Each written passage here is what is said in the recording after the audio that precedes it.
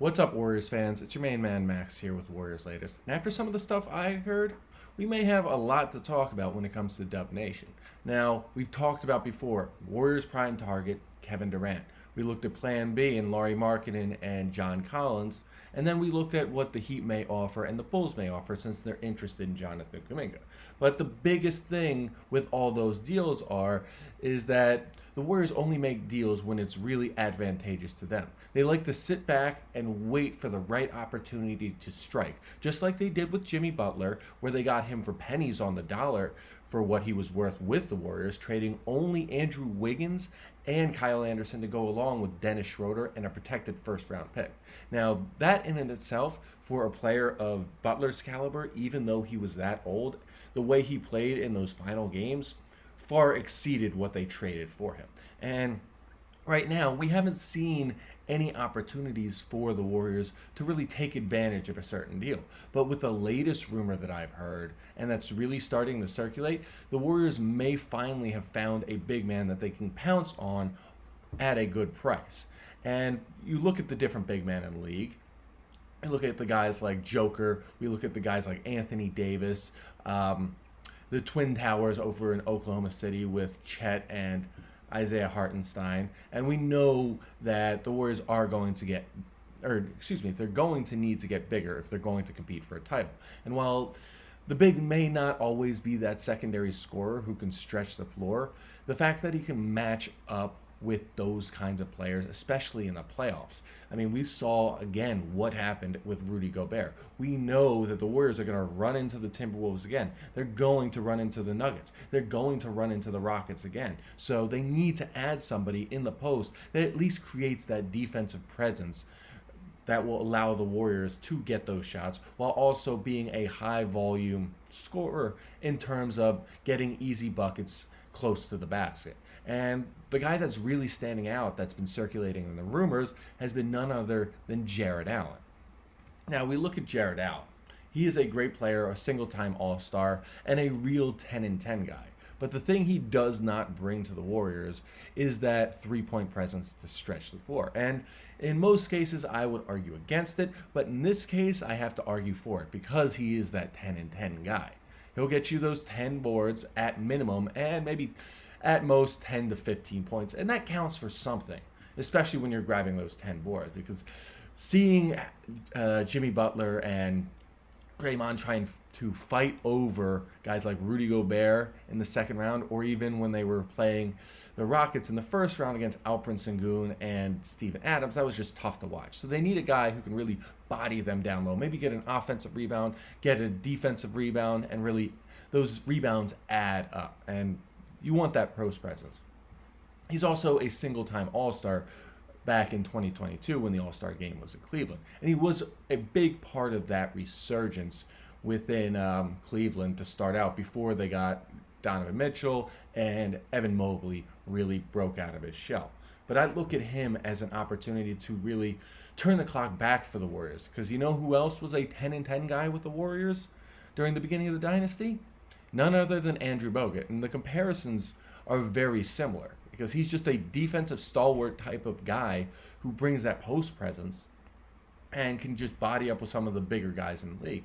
And I want to see that from the Warriors because playoff time is not like regular season time. You can't get away with playing small ball as much as you used to because somebody has to grab those rebounds. And if you're constantly not getting calls when you're grabbing those rebounds, you have to do something about it moving forward to make sure that the team doesn't have those issues. Now, when we look at acquiring him, that's also the biggest thought.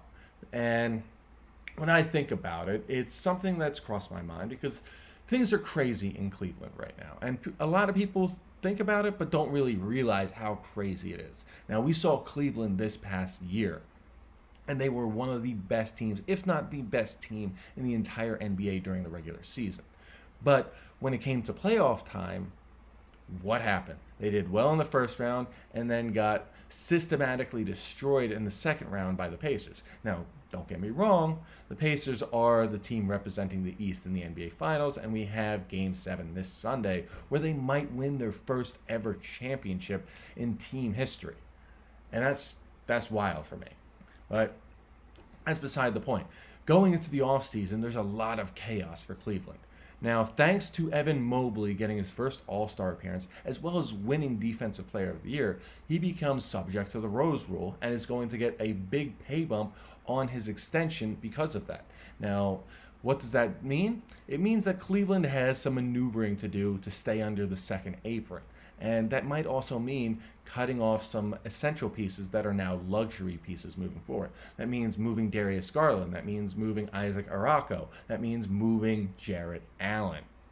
And that's where the Warriors can take advantage of things because, you know what? If the Cavs really want to move Allen and then move Mobley over to the center position looking for a new power forward, they're looking to get something at least decent in return in terms of small contracts. And when it comes to small contracts, the Warriors do have quite a few that they can trade to bring in Evan Mobley. I'm thinking of ideas like maybe Moses Moody and Pods, or Moses Moody and Buddy Hield.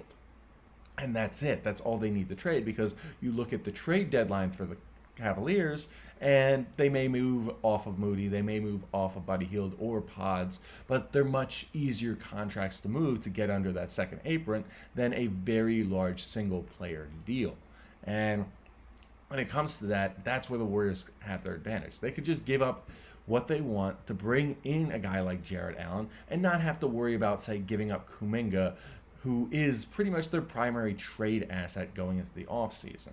And on top of that, they may even be able to get some additional pieces to go along with Jarrett Allen in order to acquire him. My biggest hope is they find a way to trade for Jarrett Allen and then somehow bring Amani Bates along with them.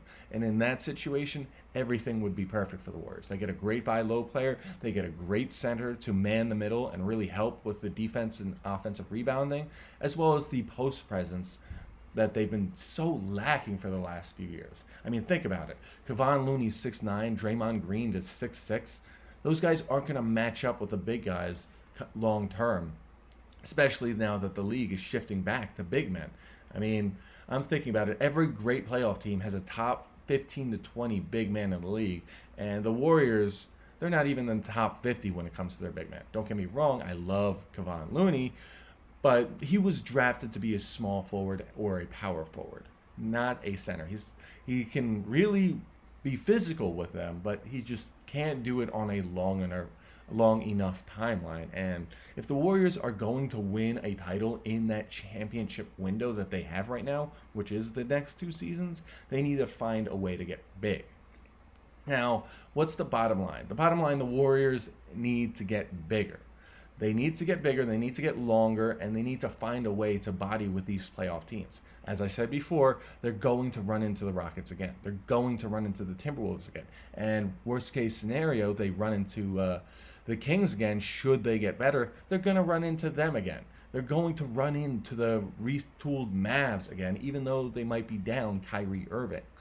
The Mavs will find a way to rebound and make the playoffs. And can you imagine how bad a series that would be if they face the Mavs in the playoffs? The Mavs are a much bigger team than them and just as experienced. They have Klay Thompson. They now have Cooper Flagg.